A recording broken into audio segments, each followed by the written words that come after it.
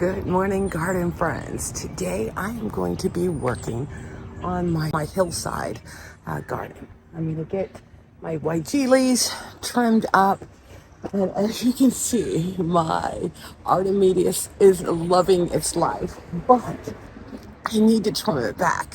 But I'm a little concerned because there is some dead stuff in between, and I don't want to lose the look by trimming it back. So I'm going to be a little careful about, how much I end up taking off, because these guys are very resilient.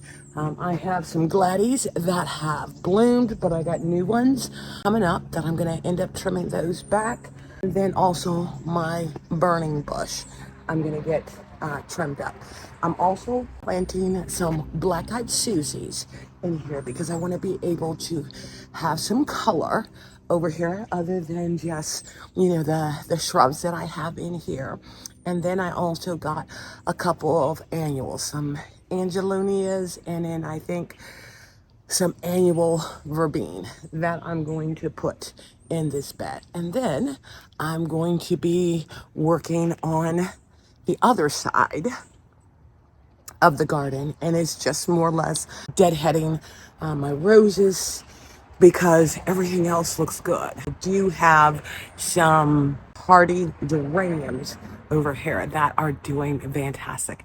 I'm trying to get this done before that sun gets over here because it's supposed to be 92 with a high humidity for us. So let me go and get all of my stuff and get this knocked out. So first thing I'm going to do, just go ahead and get my Weigelas and my burning bush trimmed up first. Just want to get it shaped.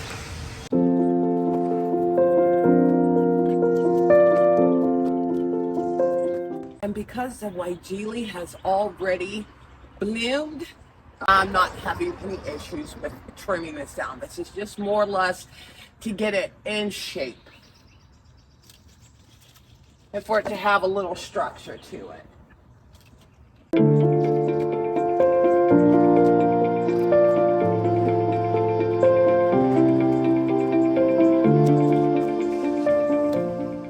Now, part of the reason why I'm cutting off the larger pieces over here because it's spilling into my Artemisia.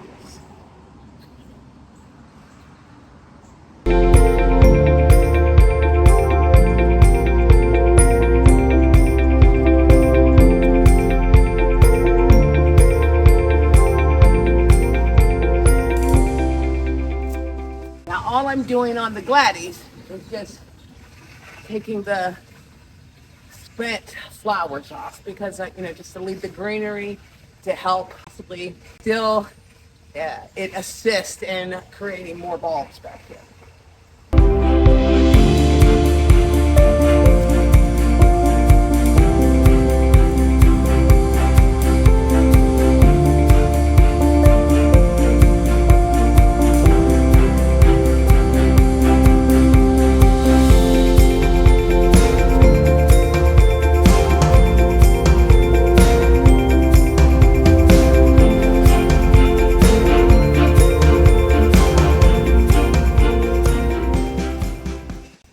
My burning bush really don't need much to it. I just got some little shoots that I'm just going to trim off to have a more uniform look. And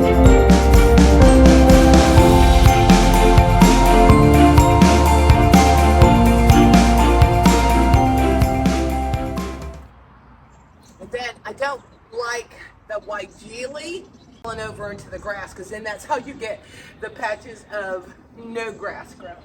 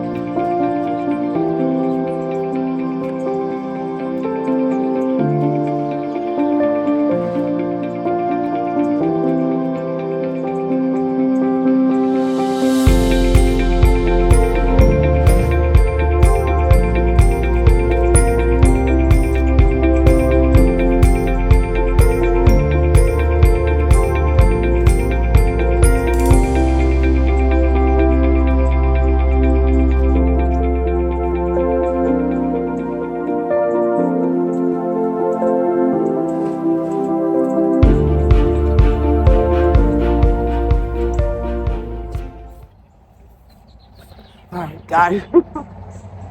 It is barely 8 o'clock.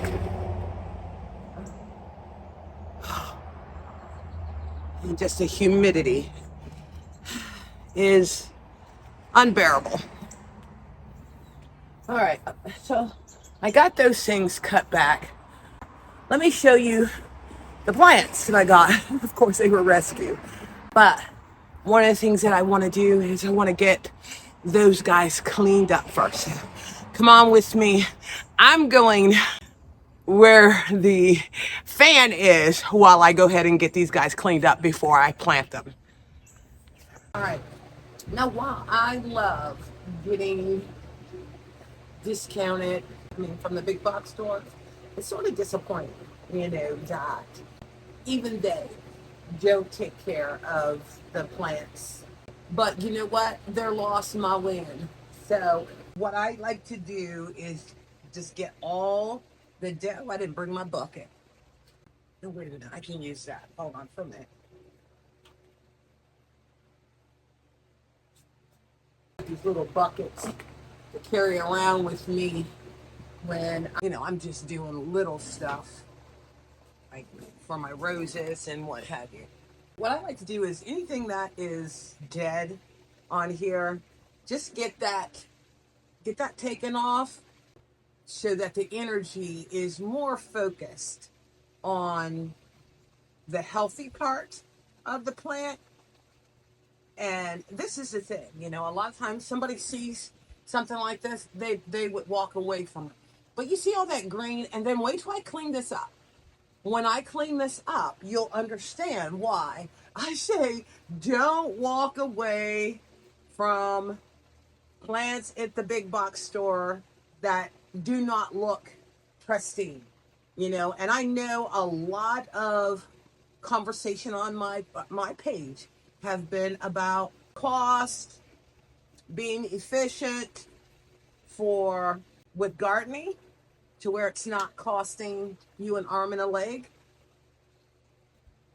This is a good way to do it. Is it time consuming? Yeah. Because some people, and that's probably fine too, just cut this all the way back. Wouldn't go in and pull off all the dead stuff. Because like I said, you got green on here.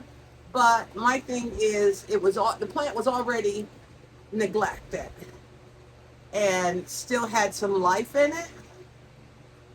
So why not just take those extra steps and get all the dead stuff off? And then that way the plant has a better chance, of surviving. And you could still get a little enjoyment out of it if you don't cut it all the way back. But like I said, and I've done it before. Depending upon the shape of the plant, will determine whether or not I will go in and do this. But like I said, there's just way too much green on this for me to cut it down. And it looks like there are some buds on here that are about to come through. So let me get this cleaned up, and you'll see what I mean, and then I'll show you the other one, because I actually got 5 of them. I wish they were perennials, but it doesn't always work that way for these. Now these guys are, and these guys are really in bad shape. But the black-eyed Susies they're pretty hardy, so I'm not worried about cutting a lot of this dead stuff off, allowing it to push through another flush of flowers. And this is so weird. This kind of stuff sounds weird. I like doing this. I like going in and meticulously clipping off the dead stuff or picking it. Because when I end up seeing what it looks like afterwards, that's satisfaction for me. To be able to take something that didn't look so nice and let it flourish in all grief in all its glory. It's got a couple more pieces. And guys, like I said, I'm going to show you because to me it's worth it. To me it's worth it. Like I said, if it was perennial, that's even better. But I believe in making sure whether annual or perennial, if there's something I can do to keep you going, I'm gonna do it. And then look at this. The roots are, they're coming out of the container, so that tells me this guy got a good chance of surviving and putting on a nice show. I mean, look at it already with all that dead stuff off. I know when we had the garden tour, you know, uh, when I was talking with people, that was the one thing that I heard. Oh my God, you have so many plants. It's probably like super expensive. And when I let them know that majority, and I kid you not, majority of my plants in my garden are either propagated, swap sales, plant sales, marketplace, or I've gotten them at the clearance section, and some nice ones. I got a couple of hydrangeas that normally is $25-$30. I got it for 12. And I mean, the guy looked sickly. I was gonna ask if they could take some more off of it, them not knowing I had the magic touch. But to me, if you're going to garden and cost is a concern, that is where I totally recommend individuals making sure that they go through those avenues to get plants to start off. And this is the thing, for those of you who think, oh, I couldn't take a dead plant and make it grow. Because see, this is the thing. Nature's going to do what nature is meant to do. Just like if we end up cutting ourselves, putting a little Neosporin on a cut, and your body will naturally heal. Look at that, guys. Look at that. Now, a couple things that I am going to do. Let me show you. You see right there where the root is? I'm probably going to bury it up to that, to where I can get more shoots off of this. Now look at this. This is what they look like. But then, like I said, you take a little time and clean those guys up. You are setting the tone for this plant to be successful, once I plant. So let me go ahead and get the rest of these guys trimmed. It's like this one here. Okay, so let me look at these. There's a couple of bugs on this that I think when I water it, it'll end up bouncing back. And I think that's what I'm going to do. Water them, allow them to bounce back up before I put them in the ground. Just to help reduce the shock of me transplanting these guys. Yeah, this dirt is really, really dry. But like I said, to get it off the clearance section, and then to have a perennial that comes back year after year that I can then thin out and put somewhere else in my garden, that is a win-win, So, all right, guys, let me go ahead and get all of these plants cleaned up. Oh, let me show you this. Because the other plant that I'm going to be putting in is the sky blue Angelonia. Now, there's nothing wrong with this. Did I get these on clearance? Yeah. No, these guys weren't on clearance. But it's going to be the combination in the Hillside garden with the Angelonias, the Verbena, and then my black-eyed Susans. And I think with my other shrubs in there, that's going to be like a really pretty combination. So, like I said, let me go ahead and get these cleaned up, and then we'll take them down the hill to get them planted. Now this is the thing.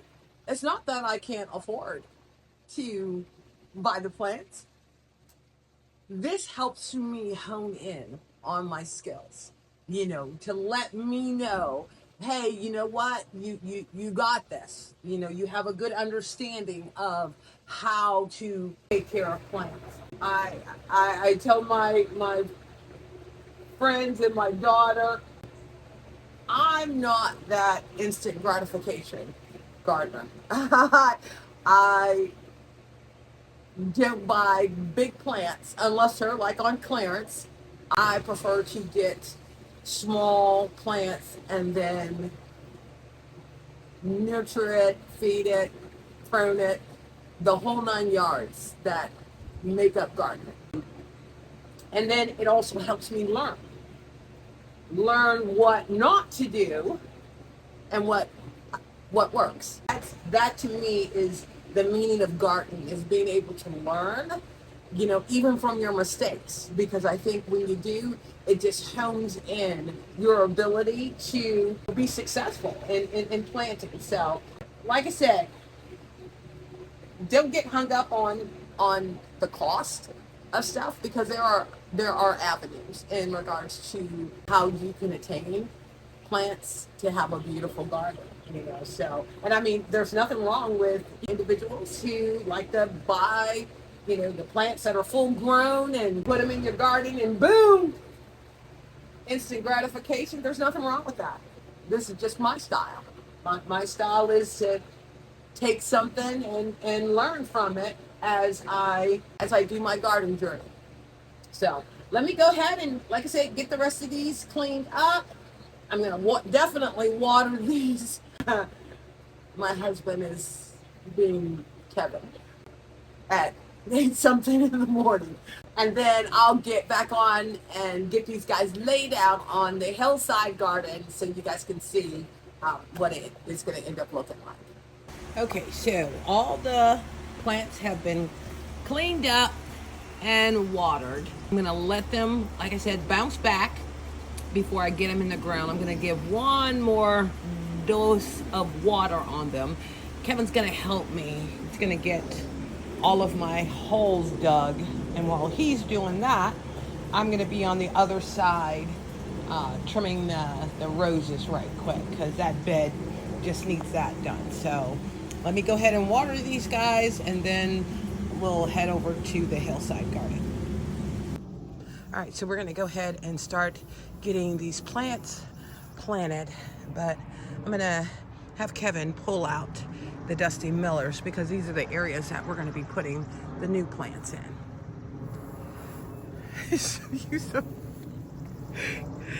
You can just pull them out. Yeah, they are not taken too well. There's one up here too. And as you guys know, this hill of ours is no joke, so that's why he's helping me out. He's going to drill the holes for me, and then I'll put the plants in. Yes, I was going. Yes, yank that out, because I don't want it taken over.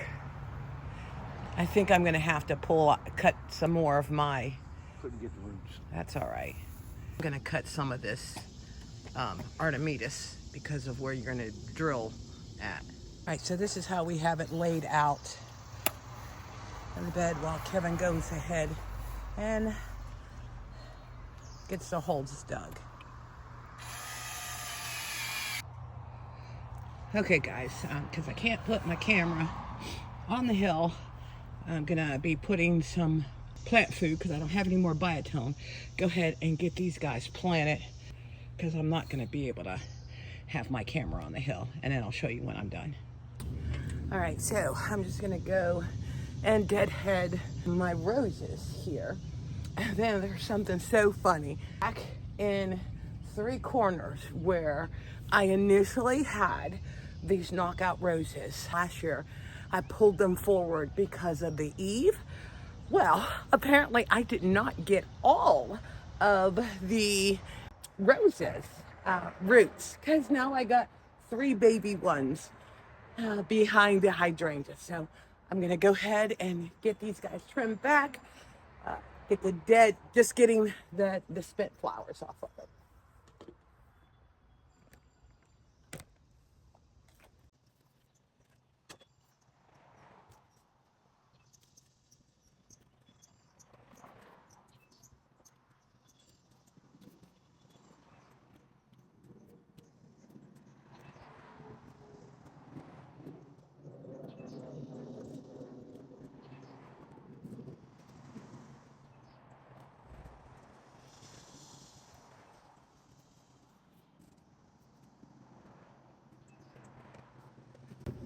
And like I said before, I like to make sure I get any of the dead leaves that are on here, just so it does not cause any more damage to them. And then I'm gonna go ahead and get these guys fed.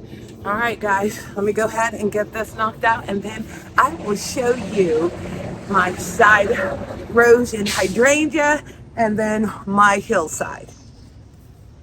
All right, so we're all done. And let's first start off with the limoncello, petunias in my hanging baskets.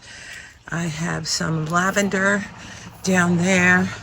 My euphoria is doing well. And then that's one of the pop-up roses, knockout roses, that apparently came off of this one. My Helen Blonstein lamb's ear is just loving its life over here. I have some Stella daylilies, my hardy geraniums that I got when I was in North Carolina. My Bobo is doing very well. And then what I did was the hardy geraniums I lined up on the fronts of the beds. The sun is just now coming over the fence. And then I just plopped some Verbena in a pot, and I forget what the name of this plant is. I'll put it up. Gotta find my ticket. Bobo is looking really, really good. And then another one of my knockout roses with some more daylilies and the hardy geraniums. And then this is another pot that I ended up doing with some more pentas in it. But like I said, the other two plants, I'll post the names of them up. All right. And then let's go down the hill.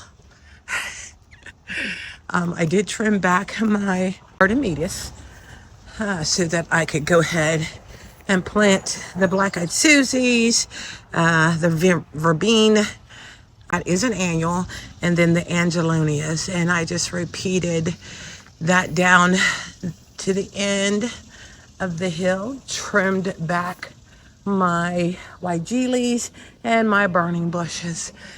And I just love how in order it ends up looking.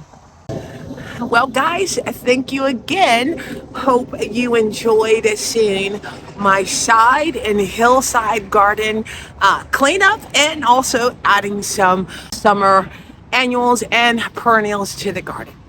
Well, thank you again for visiting Inspiring Garden Corner, and I look forward to you checking out my next video.